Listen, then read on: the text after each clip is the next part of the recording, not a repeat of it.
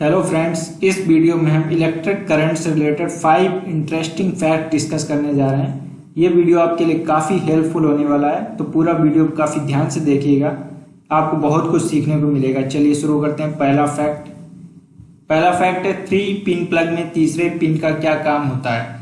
3 pin plug तो हम अपनी डे टू डे लाइफ में कई जगहों पर देखते हैं, जैसे हैवी अप्लायंसेज में ये ज़्यादा यूज होता है, जैसे फ्रिज है, प्रेस है, टीवी है, कूलर है, उनमें 3 पिन प्लग का काफ़ी यूज होता है। अब ये 3 पिन प्लग में तीसरे पिन का काम क्या होता है, इसको हम समझते हैं। ये 3 पिन सॉकेट का डायग्राम है।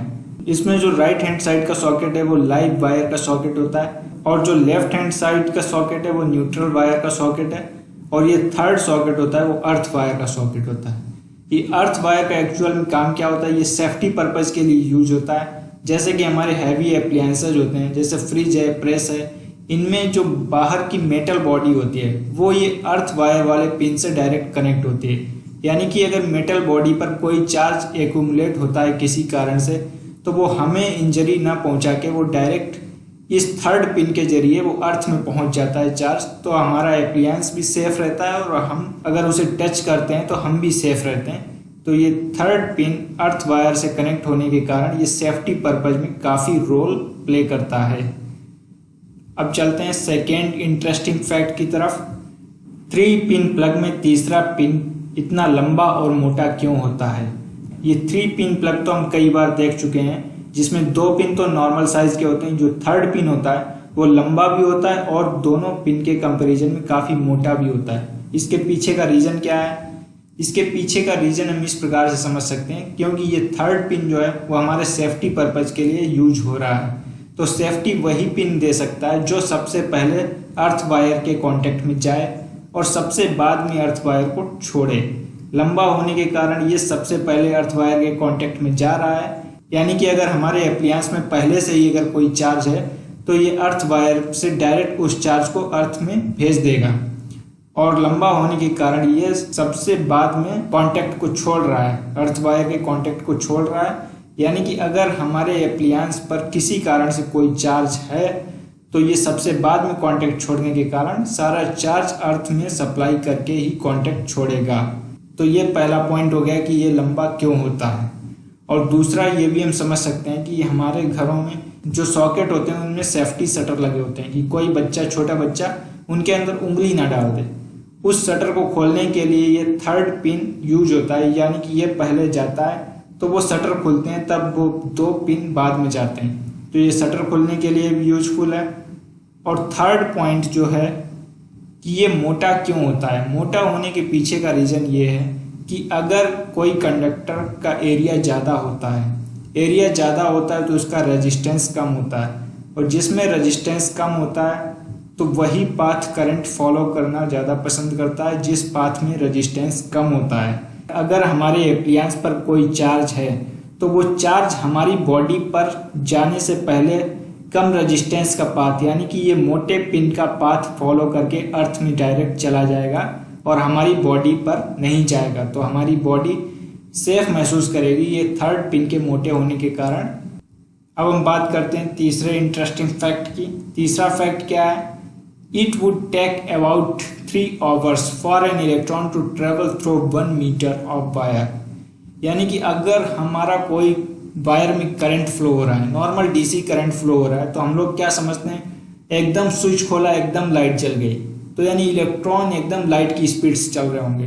तो वो इम्पॉसिबल है। इलेक्ट्रॉन लाइट की स्पीड से नहीं चलते हैं, इलेक्ट्रॉन बहुत बहुत बहुत स्लो चलते हैं। उन स्लो इलेक्ट्रॉन के मूवमेंट के पीछे का रीज़न क्या होता है? क्योंकि इलेक्ट्रॉन जब मूव करते हैं तो वो इलेक्ट्रॉन दूसरे आयन से टकराते हैं, टकराने के कारण वो अपनी वेलोसिटी लूज करते हैं, अपनी एनर्जी लूज करते हैं, और एनर्जी लूज होने के कारण उनके मूवमेंट स्लो हो जाता है, और इसे ही बोलते हैं इलेक्ट्रॉन की ड्रिफ्ट वेलोसिटी। इलेक्ट्रॉन की ड्रिफ्ट वेलोसिटी काफ़ी कम होती है। डीसी करंट के केस में हम ये बात कर रहे हैं। सिंपल भाषा में समझें तो एक स्नेल स्पेस, यानी कि एक घेंगा जितनी स्पीड से चलता है उससे भी कम स्पीड में इलेक्ट्रॉन वायर में आगे बढ़ता है। अब चलते हैं नेक्स्ट इंटरेस्टिंग फैक्ट की तरफ। हमारा शरीर कितना करंट सहन कर सकता है। ये हम सबके लिए जानना बहुत जरूरी है कि हमारा शरीर कितना करंट सहन कर सकता है। जैसे ये करंट की वैल्यूज दी गई हैं और करंट का क्या इफेक्ट हमारे शरीर पर पड़ता है। जैसे कि 0.001 एम्पियर का करंट होता है, वो हम फील कर भी सकते हैं और नहीं भी फील कर सकते हैं। 0.005 एम्पियर का करंट हमारे लिए पेनफुल हो सकता है।